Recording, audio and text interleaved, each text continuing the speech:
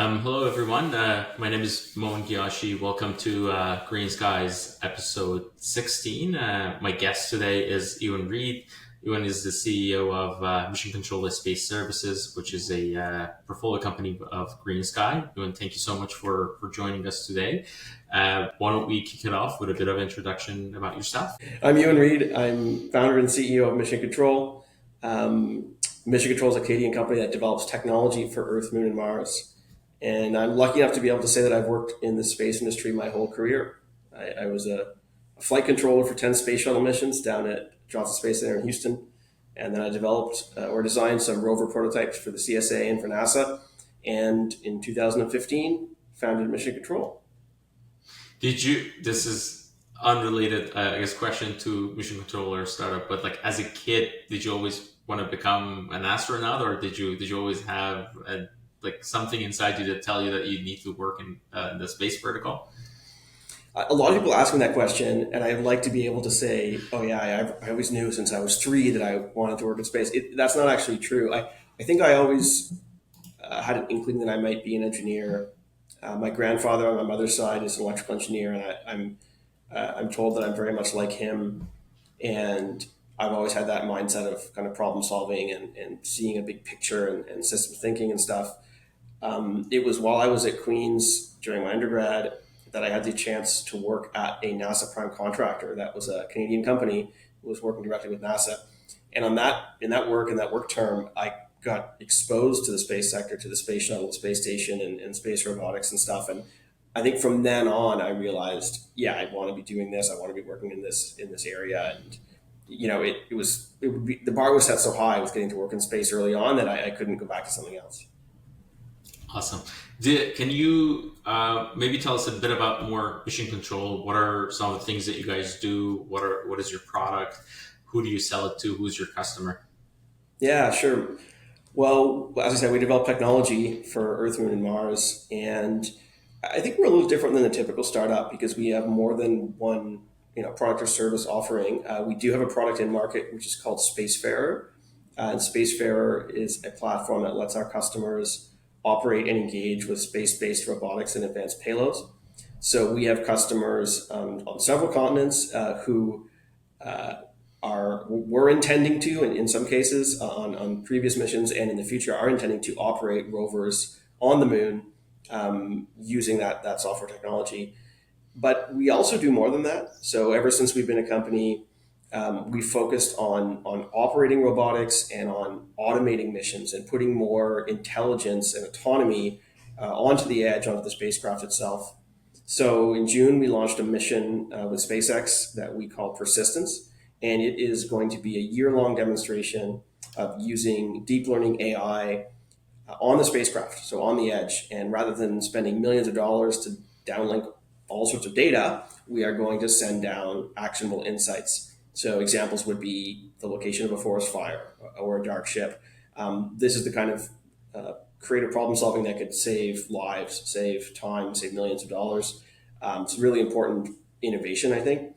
And we're also now expanding into developing full robotic systems. So I'm thrilled to say that very recently it was announced that we are one of 3 Canadian firms who have been selected as prime contractors for the Canadian Space Agency to develop the concept for a lunar utility rover. And that is ultimately a $1.35 billion program over the next 13 years or so. And as of today, there are 3 companies in the running for that program, and we are one of them. And that's just starting now, but it's really exciting. And we're able to leverage the experience we have having deployed Spacefarer on 2 previous rover missions and 2 other rover missions confirmed in the next few months. So we're really Canada's leading company when it comes to rovers. But even more than that, with AI on other spacecraft, including Earth observation. So it's a lot of cool technology, all related to space. Great. The LEV project is obviously very exciting, so I'll get to that. But before diving deeper into that project, I'm curious to know the origin story of Mission Control. Where were you working? What happened? Why did you decide to start Mission Control and become an entrepreneur? Yeah, sure. So I had when I graduated from Queens. The way I tell the story usually is that I called up that company that I used to work for, and that was an asset prime contractor, and I said, "Hey, I just graduated. Will you take me back?" And they'd given me an indication that they were interested in having me. And but when I called, they actually had a bit of a downturn. There was a bit of a gap in an asset contract, and so they couldn't take me. I went back and finished another degree in economics, and then I was actually thinking about not following my passion, not working in space. And I applied and I was applying at investment banks and I flew over to London for some interviews. And I think I was potentially relatively close to getting an offer with some big banks. And then this space company called me and they said, "Oh, we actually, as of now, we're underspending on this NASA program and we need someone that worked on it and you did. And, basically, do you want a full-time job?" And so I had to think to myself and decide, should I do this or not? And I decided to do it. And I took the job. And I tell that story for two reasons. One, within a few months, I was down in Houston working as a flight controller or training to work as a flight controller, which really was my dream job, any engineer's dream job. On the flip side, this was in the winter of 2007, 2008, and I was going to be doing things like collateralized debt obligation structuring and bundling up some prime mortgages into new securities. And I was probably going to get laid off in 30 days. Probably having flown over to London and spent more money than I had. So it definitely worked out for the best. And then while I was at that company, as I said, I worked on a bunch of missions. I got to do some testing integration activities down at Kennedy Space Center. And then in 2009, as a result of Stephen Harper's stimulus package, because of the financial crisis then, there was $100 million invested in exploration surface mobility technology at CSA, i.e. rovers, and my company was selected as a prime to develop some of those prototypes. And so I was picked to be one of the subsystem design leads. So I was designing rovers with my colleagues. And at the time, it looked like Canada was going to build a rover, partner with NASA, and put it on the South Pole of the Moon and prove that there's water there. It would have been a really amazing mission for Canada. Unfortunately, at the time, the government, the CSA wasn't able to get Treasury Board approval to fund that mission. And so America, the US went off and was going to do it themselves. And I kind of found myself having done these amazing things, space shuttle and rover design, and then was now doing just kind of sustaining engineering on some other programs. And so that was, not as exciting. At the same time, I'd gone back and done some more school. I had done a program at the International Space University, and then I did a master's degree in technology innovation management, which is, a little bit like an MBA, but more about entrepreneurship, innovation, new technology. And their tagline for the program is a degree in one hand, a technology startup in the other. So I was learning how to start a company.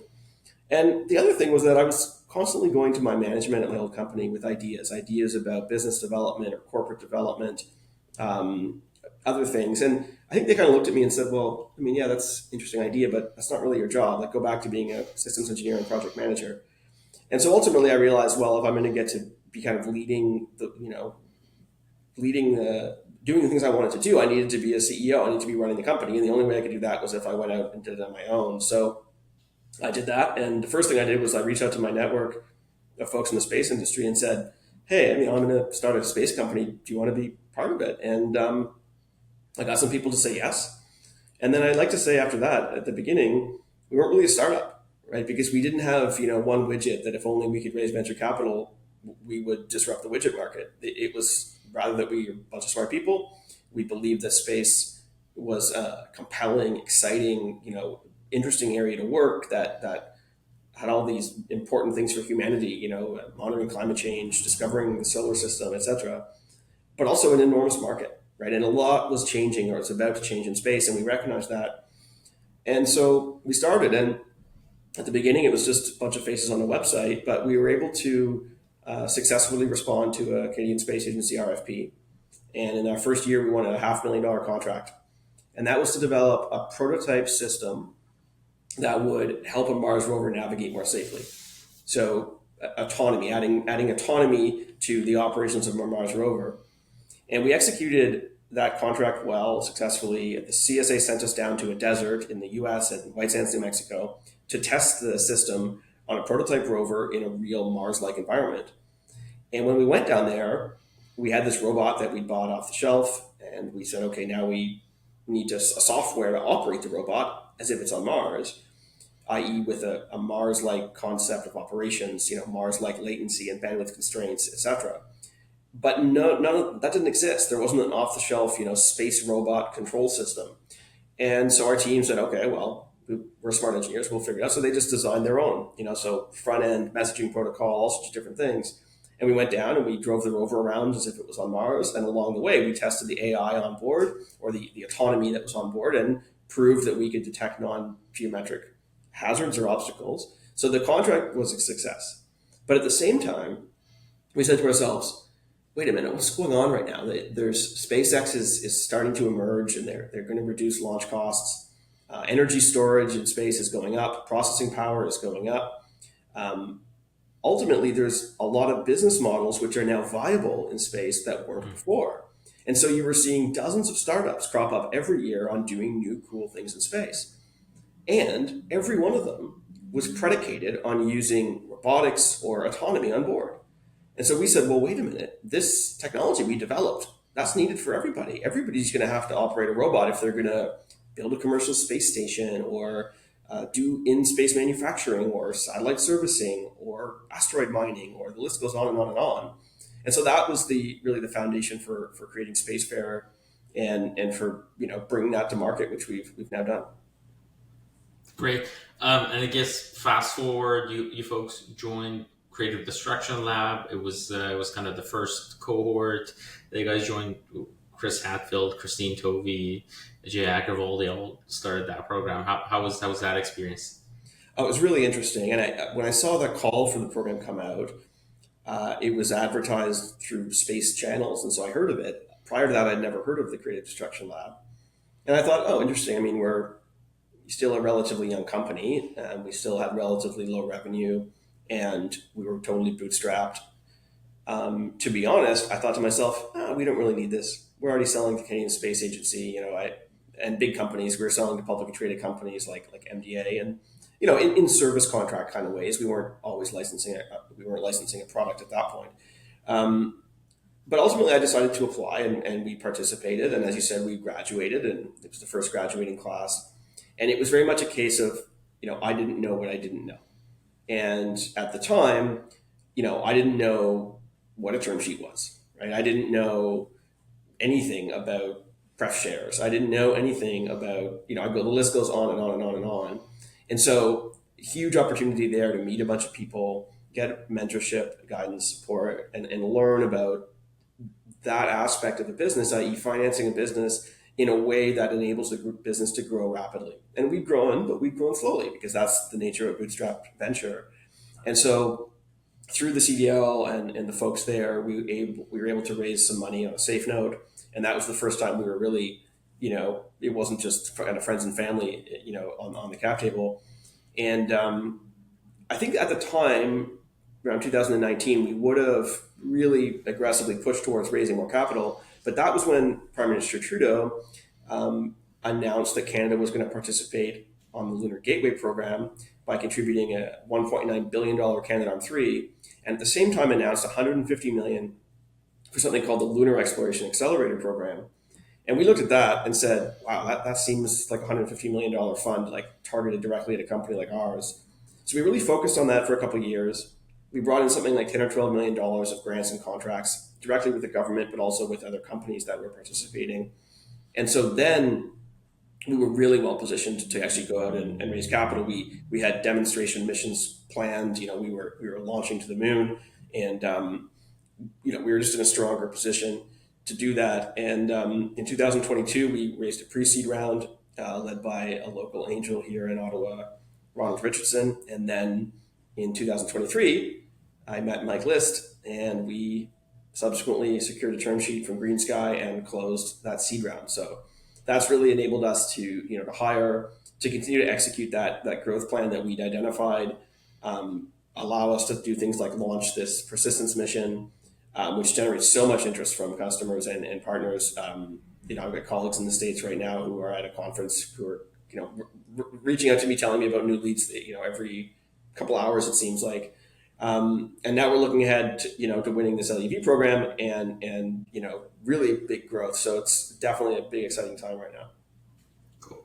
I guess, yeah, it's time to tell us a bit about the LUV project and how exciting that is, what are you guys doing working on right now? What is the plan? What is the expectation? Yeah. So, like I said, there's three companies that are involved, and we're all doing the same thing in parallel, although I'm sure slightly different flavors.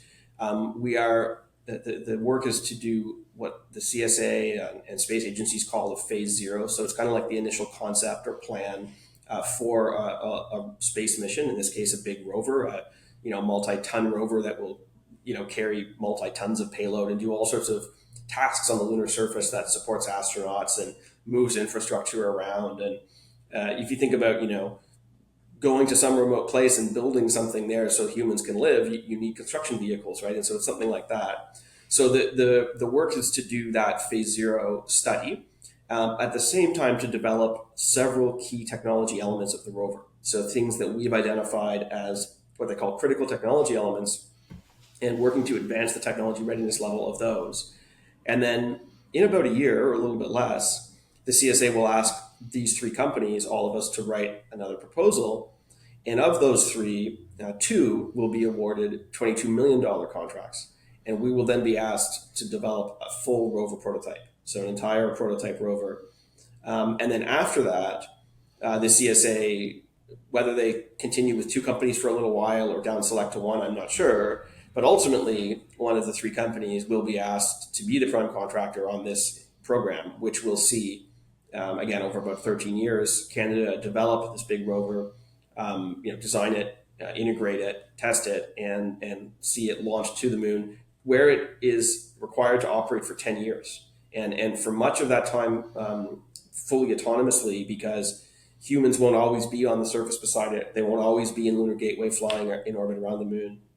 And so while we can communicate with it from the ground, there's multi-seconds of latency. And ultimately, there's a bunch of things that have to happen there without human intervention. So it's going to require a lot of autonomy, a lot of intelligence. I think that's an area that we've really proven ourselves. And so part of our competitive advantage on the program. Okay, awesome. That's very exciting to see. I mean, for me, seeing Mission Control's name near a public company's name was a big deal. Is like this is just like where the entrepreneur's mindset and like focus kind of brings in an opportunity like that. So that's I'm obviously, as part of the GreenSky team, very proud to be supporting Mission Control. Um, so part of our audiences are obviously entrepreneurs, and every episode that I talk to an entrepreneur, I try to ask them about maybe one point that has stood out to them during their life as an entrepreneur, like something that has stood out to you, something that you think you want to share with another entrepreneur who's either in the journey or starting the journey. Maybe it could be a mistake. It could be something that you think keeps you going. It could be something that you think gave you the leverage in building a successful business so far. What stands out to you during these years as an entrepreneur? Share that with us. Yeah, and it's super hard to pick one thing, but if I have to, or maybe just the thing I'm feeling today, that comes to mind is the notion of, I mean, the simplest way to put it is kindness. Is to still be a person, to be a human. Of course, I have a job, right? It's to report to the board and create value for shareholders, right? But there's so much more that goes into running a company that is going to be successful. And we are luckily working in an area that we all believe in, right? We think it's valuable and worthy to explore the cosmos. We think it's valuable to use our space technology to inspire the next generation. We think it's valuable to monitor the Earth for, climate problems like forest fires. There's some really good things that we're doing. And that gives us meaning in our lives. But then day to day, there are all sorts of challenges. And what I'm getting at, I guess, is while I need to be effective in my job, recognizing that I'm working with a team, so respecting the team and being kind to the team, and that realizing that they have their own challenges. People have something at home that's stressing them out, right? Well, yeah, I mean, we might need to meet a milestone, but I can say to them, go home, take the afternoon off. It's okay. Family comes first. I can say things like that. And ultimately, I'm going to then have the best team that wants to work here, that's committed to working with each other and supporting each other, and actually will drive the most value for shareholders. Even if that doesn't seem intuitive, right? But I think it is the case. And so, we're trying to do something we believe in. We're trying to do that while respecting each other, working with each other, taking time to think about that. And I think that's important, right? I think, especially early on, people can get lost in the technology or in the financial opportunity. And they can maybe walk over people along the way without even realizing it, I think, without even having an intention to, anything. It's just that that's what happens. So I think it's important to pause and think about people's feelings, and, if you make a mistake, own up to it. And, all these pieces, I think that teamwork, that's so critical. And I don't think it's said that often, so it's worth saying. Great. Do you think is that kind of reciprocated from the team to you as well? Like, would the team see you and be like, okay, like our CEO today is stressed and anxious. Maybe we should support them. I don't know, to Yeah. go home, take time off, etc. Yeah, I think so. Yeah. I mean, I definitely get folks reaching out, and, you know, yeah, it's interesting. Part of my job is to protect the team from certain things. So maybe I'm worried about cash flow. I know that, say we've got funding coming in, from a government contract. I know it's going to come on the 15th of the month, but we have payroll on the 12th of the month, and they don't know, but I know that that's going to bring us right to the end of our bank balance. So that might be stressful. I think the team functions best if they don't know that, right? If they're not worried too, because so I hold that worry, not them. I mean, with my CFO, right? But and so, you know, partly that's my job, but then partly, yeah, I get folks to say, hey, we know you're stressed, we know you're worried. Don't worry, we got this, and take time, whatever. And I think it definitely is a two-way street, and I think part of it maybe is we all have to be vulnerable sometimes and admit, like, oh yeah, no, I'm stressed right now, and then people say, okay, and like if they see you being vulnerable like that, then they're okay too, and then they want to work hard for you, and they also don't mind doing it themselves. So I think that's important. So yeah, I think it's a good question to point that out, I guess. Yeah. No, that's great because, yeah, obviously, as you mentioned, day to day of a startup, there's really no dull moment. Like every day there's a new challenge. Kind of the like you win a big contract, you got to deliver it. You don't win a big contract, you're like, why don't I win a big contract and bring in revenue? Cash flow is shaky. You're like, oh, I got to go and raise money. So like there's always something coming up. But it's very important to just kind of keep a culture of collaboration, transparency within the team so that everybody knows what you're going through. They kind of communicate that with you as they're going about their lives while working with you. But that way everybody understands each other and there's positive communication, and so you're all working toward a certain goal, but also taking care of each other, which Yeah. is beautiful. Cool, awesome. I mean, you mentioned it's very difficult to choose one out of the other. Is there anything else that you think stands out to you as you've built the team? Any other lessons in leadership? I mean, I don't know if these are exactly our lessons in leadership, but maybe a few thoughts. I think um, it- it's surprising maybe to some, but I would assert that a big part of my job is to be creative. And this company and companies like mine, which there really aren't others in the world, didn't exist. And so it's not about following a blueprint or a recipe or an engineering design. Um, you can't just take an MBA class and then say, okay, now I'll create this business. It's creating something from nothing. It's a blank canvas, and then what is it going to look like? And I think embracing that can be valuable and helpful.